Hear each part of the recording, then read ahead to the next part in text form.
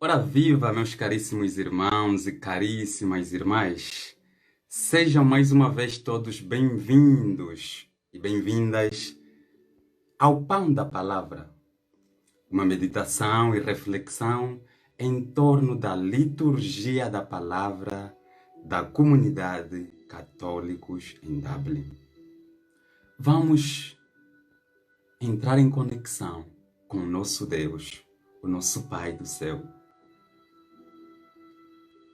Antes de fazermos a proclamação do nosso Evangelho, que será extraído do Evangelista São Mateus, no seu capítulo 11, versículo 20 a 24. Como de costume, começamos com a nossa oração.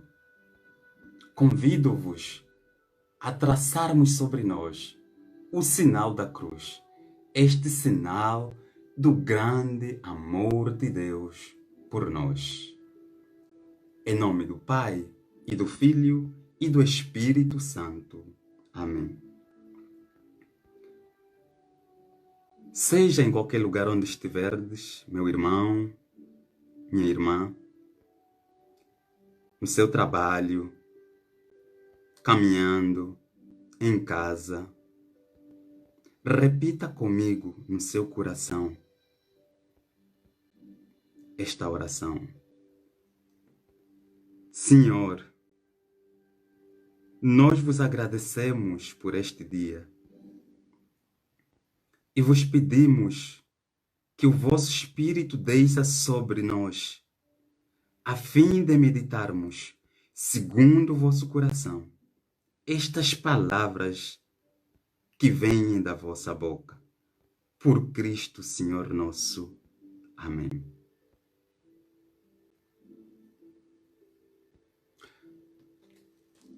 Proclamação do Evangelho de Nosso Senhor Jesus Cristo segundo São Mateus. Naquele tempo, Jesus começou a censurar as cidades onde tinha realizado a maior parte dos seus milagres, por não se terem convertido. Ai de ti, Corozaim! Ai de ti, Betsaida! Porque, se os milagres realizados entre vós tivessem sido feitos em Tiro e em Sidom, de a muito se teriam convertido, vestindo-se de saco e com cinza. Aliás, digo-vos eu, no dia do juízo, haverá mais tolerância para Tiro e Sidom do que para vós. E tu, Cafarnaum, julgas que serás exaltada até ao céu? Serás precipitada no abismo. Porque, se os milagres que em ti se realizaram tivessem sido feitos em Sodoma, ela ainda hoje existiria. Aliás, digo-vos eu, no dia do juízo, haverá mais tolerância para os de Sodoma do que para ti. Palavra da salvação. Glória a vós, Senhor. Caríssimos irmãos e caríssimas irmãs, acabamos de ouvir então este Evangelho segundo São Mateus. E o que é que nós acabamos de ouvir nesta proclamação do Evangelho? Jesus censura os habitantes de Coroazim, Betsaida, por causa de sua indiferença. Por causa da teimosia deles, se opõem ao arrependimento, ou ao se oporem ao arrependimento, Jesus é obrigado a reagir. O que nos leva a entendermos que, às vezes, é necessário um amor forte e compassivo, a fim de quebrar as resistências de que estão dentro de nós. E nos perguntaríamos quantas resistências existem dentro de nós. São muitíssimas. As cidades mencionadas por Jesus recusaram porque queriam um Cristo que fosse conforme o que eles haviam imaginado. Um Cristo que seria de acordo com as suas leis, que atendesse os seus pedidos segundo as suas vontades. Um Cristo que não incomodaria na sua maneira de viver, no seu proceder, que não os alertasse para a mudança no seu modo de vida. Eles não queriam um Cristo que pregasse arrependimento, nem um Cristo que pregasse um reino que não é deste mundo. Em suma, queriam a restauração de Israel ao modo deles, a fim de serem, assim, dominadores do mundo. E que Deus os deixasse em paz, tomando conta da terra. Eles queriam, e até hoje existem muita gente que querem, e até hoje ainda querem, o que desejam em seu íntimo. O que eles desejam em seu íntimo? Um Deus conforme as suas necessidades. Porém, Jesus traz uma outra imagem. Ele prega o arrependimento.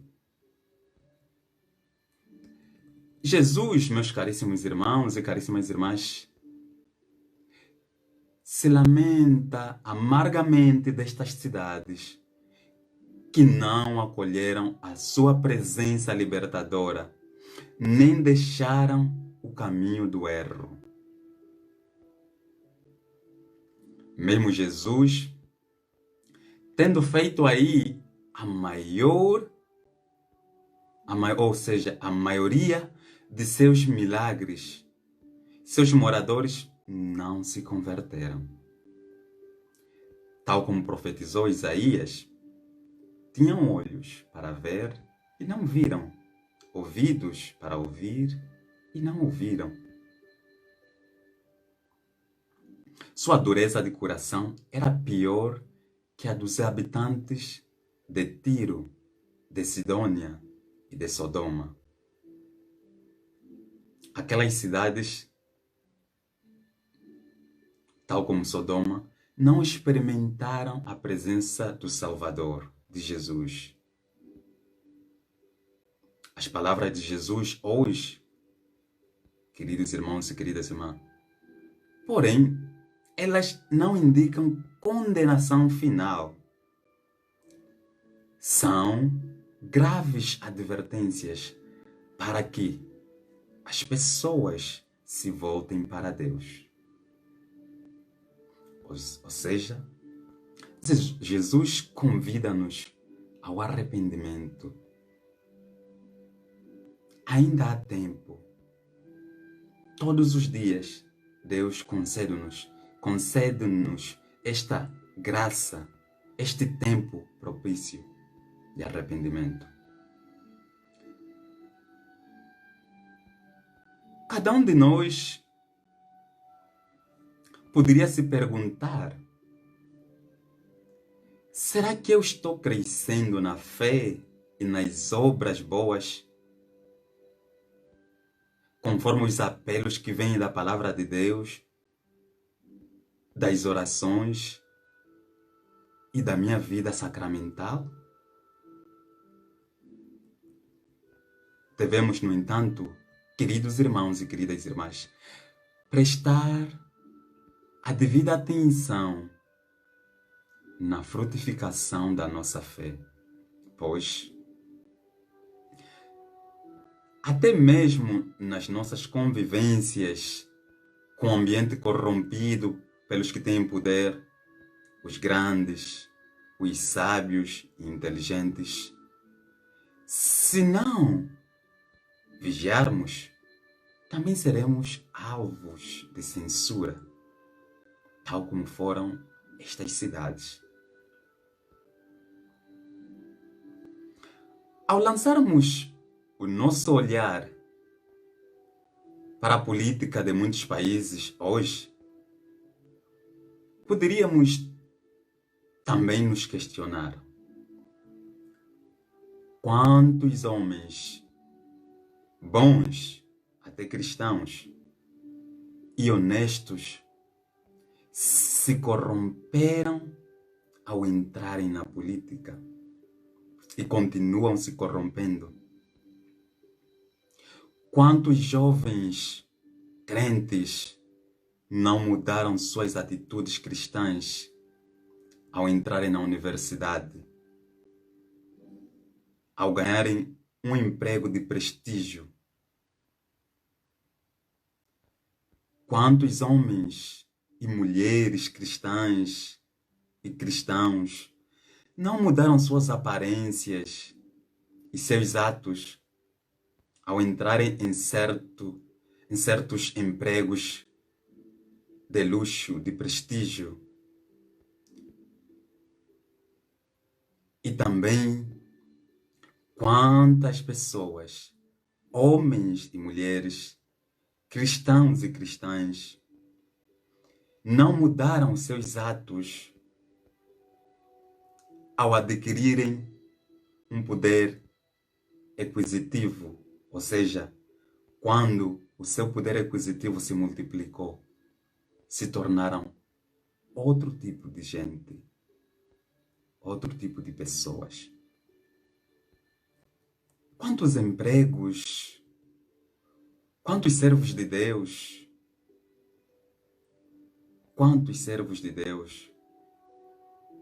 comprometidos com o Evangelho, têm esfriado ou têm deixado Jesus porque assimilaram a corrupção e o pecado do mundo? Caríssimos irmãos e caríssimas irmãs, estas perguntas são para refletirmos em torno do que podemos chamar assimilação dos prazeres do mundo, que não nos deixam percebermos que Jesus está a falar para nós hoje mesmo. Se arrependa e assimile a minha palavra. Assim sendo, hoje Jesus chama-nos a atenção dizendo: filho meu e filha minha, permita-me, eis que estou à tua porta. Tal como podemos confirmar no Apocalipse de São João. Não sejas morno, morna ou indiferente com o poder de Deus. Saia da lama, do barro que suja a tua alma, o teu espírito. Não permaneça mergulhada no mundanismo. Contudo, tu, meu irmão, e eu,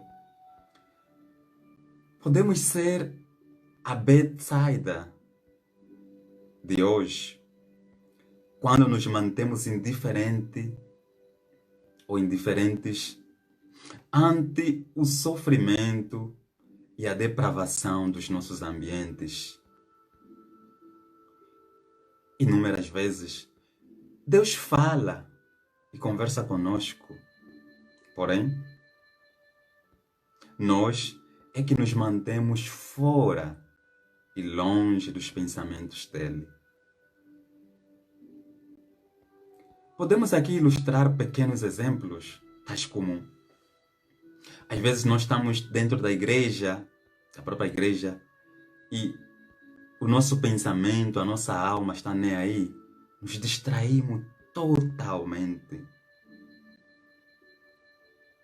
Somos também indiferentes quando sabemos da necessidade de um irmão, de uma irmã, e não damos a mínima atenção. Somos ainda indiferentes quando preferimos agir conforme a nossa vontade.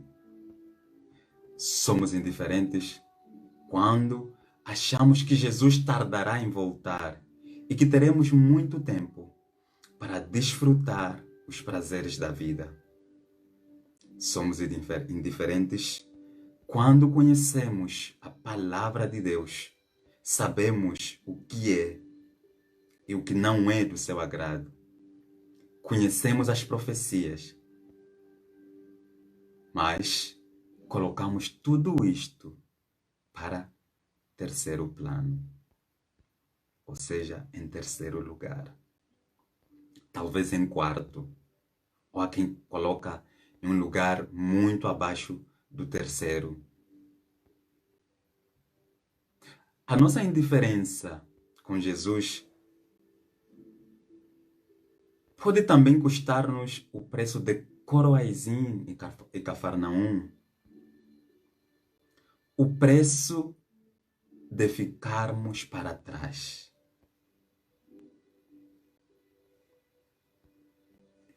Quantas pessoas não vêm para Jesus por causa de problemas com os pais, pais que têm problemas com seus filhos, ou os filhos com os pais? E muitas vezes é a perda trágica de um parente, de um próximo, que nos faz sair da nossa aldeia e buscar Jesus. Esta aldeia pode ser também o nosso coração, a nossa alma, o nosso pensar. Querido irmão e querida irmã, nós vivemos no nosso mundo egoísta, muitas vezes, na nossa aldeia, no nosso conformismo, na nossa preguiça espiritual. E muitas vezes não deixamos Jesus entrar nela. Repito como diz o Apocalipse de São João: eis que estou à porta e bato. É Jesus dizendo. É Jesus batendo. Nós às vezes não o deixamos entrar. Colocamos muitas vezes os nossos negócios, trabalhos, estudos, etc, etc. Nossos alvos na frente de Jesus. E não o reino de Deus em primeiro lugar. Muitas vezes nós estamos presos a religiões, culturas, ideias, traumas antigos, conceitos e preconceitos, e não deixamos Jesus entrar. E então, Jesus se dirige hoje para nós e diz-nos: ai de ti, Coroaizim, ai de ti, Betsaida. Portanto, caríssimo irmão e caríssima irmã, ao ouvirdes tudo isto, certamente estáis a perguntar-vos: irmão, que devemos fazer então? Ou seja, que posso fazer então? Esta mesma pergunta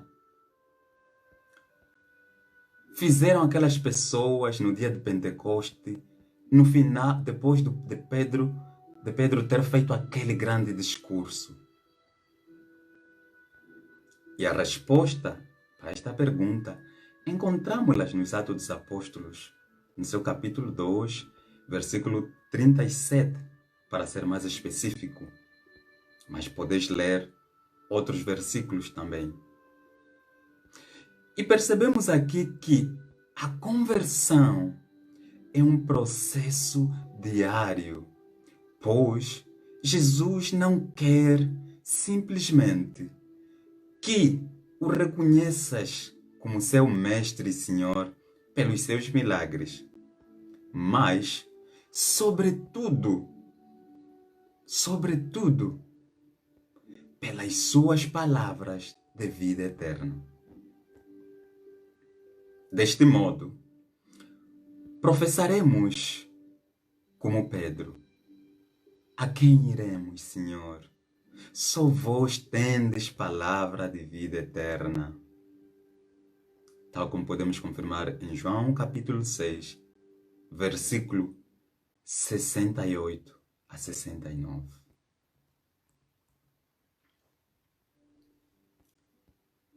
Contudo, querido irmão, querida irmã, podeis hoje pensar na seguinte questão para a reflexão diária. Todos nós podemos pensar nesta questão, ou nesta questão. Quais são as indiferenças que me impedem de compreender Jesus não como fazedor de milagres, mas como transformador de vidas? Repito a questão. Quais são as indiferenças que me impedem de compreender Jesus não como fazedor de milagres, mas como transformador de vidas? Assim sendo, caríssimos irmãos e caríssimas irmãs, busquemos o amor e a compaixão de Jesus cotidianamente, quebrando as resistências que estão dentro de nós. Frutifiquemos a nossa fé, enraizando-a cada vez mais em Cristo, assimilando-a, e deixemos de assimilar os prazeres do mundo. Deste modo, professaremos sempre e eternamente: só vós, Senhor, tendes palavra de vida eterna. Assim seja. Até a próxima. Que Deus abençoe a todos.